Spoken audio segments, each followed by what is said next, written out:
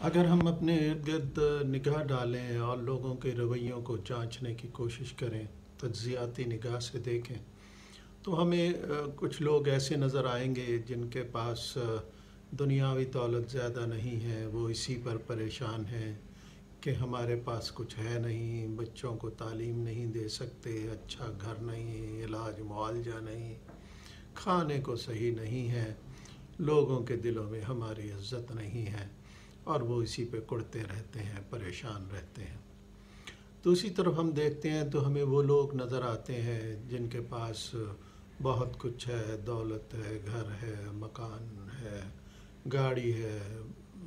گھر میں مختلف قسم کے الیکٹرانکس آئٹم ہیں، اور ان کے پاس اتنی دولت ہے کہ وہ اسی پر پریشان ہیں کہ اس کو محفوظ کیسے کریں، کوئی چوری نہ کر لے، کوئی ہمیں مار نہ ڈالے، کوئی مانگنے کے لیے نہ آ جائے، وہ اسی پر پریشان ہیں۔ یعنی جس کے پاس ہے وہ بھی پریشان، جس کے پاس نہیں ہے وہ بھی پریشان۔ سیدھا تھا تو راستہ یہ ہے کہ جس کے پاس نہیں ہے وہ بھی کوشش کرے کہ اپنے پاس سے اگر 1 روپیہ ہی ایک دن میں یا 2 دن میں صدقہ خیرات کرے تو وہ کرتے، اس سے اس کے مال میں اضافہ ہوگا۔ وہ بڑا مشہور سا جملہ ہے اشفاق احمد مرحوم کا، جو انہوں نے کہا دیتے چوں دیتا، یعنی اللہ نے جو دیا تھا اسی میں سے آگے دیا ہے، یہ ان کے بابا نے انہیں کہا تھا۔ اور یہی بات انہوں نے ابن انشا کو یہ واقعہ سنایا تو ابن انشا نے اسے گرہ سے باندھ لیا اور پھر وہ دیتے چوں دیتے رہے، اور اس طرح وہ کہتے ہیں کہ ان کے پاس اتنا پیسہ آ گیا کہ اس کو وہ سنبھال نہیں سکتے تھے۔ تو یعنی ہم اس میں اضافہ کر سکتے ہیں خدا کی راہ میں دینے کے بعد۔ امیر بھی اس سے مطمئن ہو سکتا ہے اگر وہ اس کے پاس جو پیسہ ہے اسے خدا کی راہ میں خرچ کرے، ضرورت مندوں کو دے تاکہ ان کی صورتحال بہتر ہو جائے۔ امیر دولت جتنی بھی آتی چلی جاتی ہے، عموماً یہ دیکھا گیا ہے کہ لوگوں کا سکون و چین غارت ہو جاتا ہے، نیند نہیں آتی، دوائیں لینی پڑتی ہیں، مختلف قسم کے سائیکالوجیکل نفسیاتی مسائل کا شکار ہو جاتے ہیں۔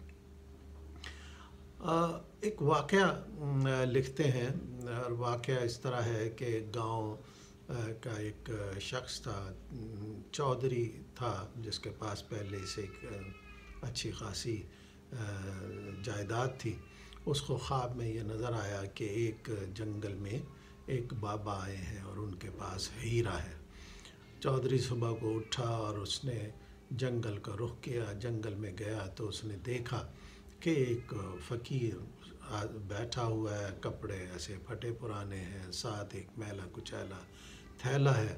چودھری نے اسے کہا کہ یہ ہیرا مجھے دے دو۔ اس نے کہا بھائی میرے پاس تو ہیرا نہیں ہے، یہ تھیلے کی تلاشی لے لو، اس میں سوکھی روٹیاں ہیں اور کچھ اس طرح کی